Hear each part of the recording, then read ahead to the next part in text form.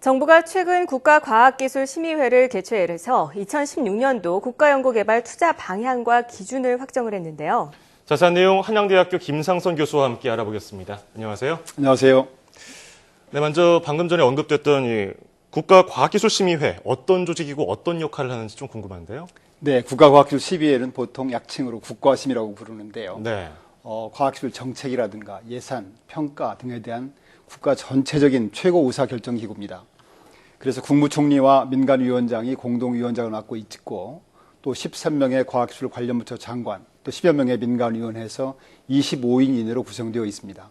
산하에는 미래부 차관을 위원장으로 하는 운영위원회, 또 8개 부문별 전문위원회, 특별위원회, 그리고 기초연구진흥협의회와 지방과학기술진흥협의회 등을 두고 있습니다. 예. 네. 국과심은 주요 과학기술 정책뿐 아니라 출연연 육성이라든가 국가 성장 동력, 또 인력 양성, 지방기술 혁신, 국가 표준, 지식재산, R&D 예산 평가 등 과학기술 전반에 걸쳐서 주요 정책을 심의 확정하고 있습니다. 네. 참고로 이제 국과심을 보통 국가과학기술자문회의로 착각하는 경우가 있는데요. 헷갈리더라고요. 국가과학기술자문회의는 대통령께서 국가과학기술 중장기 발전이라든가 주요 이슈에 대해서 질문하시면은 거기에 답하는 싱크탱크입니다. 그래서 각계 전문가 한 30인 이내의 전문가로 구성이 되어 있습니다. 네, 그러니까 이 과학기술심의회는 과학기술 분야에 대한 국가 최고의 의사결정 기구라고 할 수 있군요. 그렇습니다. 네. 그러면 최근에 심의된 어떤 내용들이 있습니까? 네, 8차 국가심에서는 세 가지 안건이 확정됐습니다. 네. 첫 번째 안건은 앞으로 5년 동안 국가 연구 개발 성과 평가 추진 전략과 중점 추진 과제 마련하기 위해서 제3차 국가 연구 개발 성과 평가 기본 계획입니다. 그동안에 이제 관리자 중심으로 평가하던 것을 연구자 중심으로 평가를 전환함으로 해서 평가 체계를 선진화해서 우수 R&D 성과를 창출을 견인한다는 것입니다. 네네. 두 번째 안건은 그래핀 사업화 촉진 기술 로드맵인데요. 세계 최고의 그래핀 기술력과 충분한 수요를 바탕으로 해서 그래핀 세계 시장을 선점해서 미래 소재 산업을 선도하기 위해서 미래부하고 산업부가 공동으로 수립한 계획입니다.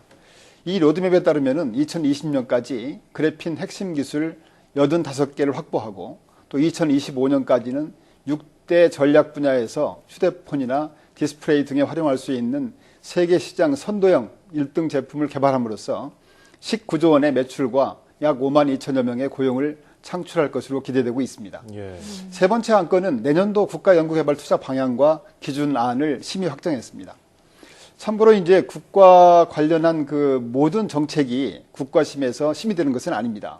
안건의 중요도에 따라서 미래부 차관이 위원장이고 관련 부처가 공동 참여하는 운영위원회가 있는데요. 예. 거기에서 또 심의 확정하게 됩니다. 예를 들어서 국가과학기술 기본계획이라든가 기초연구진흥 기본계획, 그 금년도 시행계획은 운영위원회에서 심의 확정된 바 있습니다. 예. 사실 올해 과학 분야 예산은 뭐 작년 말부터 올해 초까지 많이 삭감돼서 이런 논란이 좀 있었는데 아까 말씀하셨던 세 번째 안건이죠. 2016년도 정부 연구개발 투자 방향과 기준안. 내년 예산 편성의 기준이 되는 거 아니겠습니까? 그렇습니다. 네. 내년도 정부 R&D는 우리 경제의 새로운 성장 동력을 창출하기 위해서 쓸 것은 쓰고 줄일 것은 줄이겠다. 이런 자세로 아마 편성 방향을 마련한 것 같습니다. 그러니까 첫째로는 역동적인 혁신 경제를 위한 선제적인 미래 대비를 위해서 미래 성장 잠재력을 키우고 또 국민이 체감할 수 있는 분야를 중점적으로 지원하면서 성과를 높이기 위해서 R&D 지원 방식을 선진화하는 한편 규모를 늘리는 데 중점을 두었던 지금까지 방식에서 벗어나서 효율성을 높이는 데 중점을 둘 계획입니다. 예. 두 번째는 이런 큰 방향 속에서 내년도에는 기존 산업의 ICT라든가 첨단 기술을 접목하고 미래 성장 동력 창출, 또 R&D 성과의 사업화 이런 쪽에 우선 지원할 계획입니다. 이와 함께 최근에 정부가 중점을 두고 있는 경제혁신 3개년 계획이라든가 미래 성장 동력, 또 종합실천계획 등 최근에 발표한 주요 정책에 따라서 예산을 투입할 계획으로 되어 있습니다. 또한 기업과 시장에서 원하는 과제를 발굴해서 지원하고 사회 문제 해결 등 국민에게 필요한 분야를 적극 지원할 계획입니다. 세 번째는 한정된 R&D 자원을 정부 지원이 시급한 분야에 제대로 투자하기 위해서 낭비 요인을 적극 제거해 나갈 계획입니다. 유사 중복 과제를 통폐합하고 장기간 계속되어 온 사업에 대해서는 다시 한번 검토를 강화시킬 계획입니다. 예. 네. 또한 정부는 민간의 기술력이 우수한 분야보다는 아직 시장이 형성되지 않은 새로운 분야 위주로 투자할 방침입니다. 이번에 확정된 기준안은 공청회 등을 통해서 각계 의견 수렴과 함께 R&D 관련 부처에 통보해서 내년도 정부 R&D 예산 요구 및 배분 조정안으로 활용될 계획입니다. 네, 그렇군요. 사실 내년에 이 복지 재정 지출이나 또 위축된 경기 등으로 인해서 나라 살림이 좀 녹록지 않을 것으로 보이는데 R&D 편성과 관련해서는 어떻게 봐야 될까요? 그렇습니다. 내년도 나라 살림 사정이 좀 쉽지 않을 것이다. 그래서 과학기술계에서도 R&D 예산이 위축되지 않을까 이런 우려가 지금 많이 있습니다. 네네. 그렇지만 지금 정부가 중점 추진하고 있는 창조경제 구현을 차질 없이 구현하고 뒷받침하고 또 최근에 이제 국가 경쟁력은 물론이고 삶의 질이라든가 사회문제 해결이라든가 문화예술 체육 이런 모든 분야에서 한 단계 도약하기 위해서는 과학기술의 중요성은 아무리 강조해도 지나침이 없을 것입니다. 예.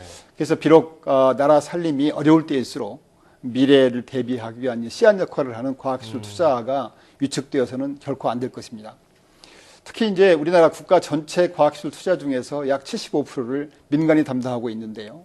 민간의 투자가 위축되지 않도록 정부의 각종 지원 제도가 계속적으로 유지 발전되어야 할 것입니다. 아울러 과학기술계도 분발해야 되죠. 아시다시피 그동안 정부는 어려운 재정 여건 속에서도 R&D 투자를 지속적으로 확대해 왔는데 네. R&D 투자가 가시적인 성과로 이어지지 못한다. 이런 비판 이런 게 있습니다. 그래서 여기에 따라서 정부의 투자 확대 노력에 부응해서 이 과학기술계도 세계적인 우수 성과 창출로 답을 해야 된다고 생각합니다. 이를 위해서는 무엇보다도 과학기술인들이 연구에만 몰입할 수 있게 예. 그런 여건을 만들어주는 것이 아마 우리의 모든 노력해야 될 점이 아닌가 생각이 되고요. 4월이 이제 다 지나가는데요. 4월이 과학의 달입니다. 그렇죠. 그래서 과학기술이 우리의 희망이고 과학기술인이 우리의 자랑이 되어야 할 것으로 생각합니다. 네. 말씀하신 대로 지금 온 나라가 각종 풍파에 휩싸여 있지만 그래도 그렇습니다. 네. 과학기술은 항상 잊지 말아야 되는 거 아니겠습니까? 네. 4월 과학의 달을 맞아서 이 씨앗을 잘 키우는 일이 이번에 됐으면 좋겠어요. 자, 지금까지 2016년도 국가연구개발 투자 방향과 기준에 대해서 한양대학교 김상선 교수와 함께 이야기해봤습니다. 고맙습니다. 감사합니다.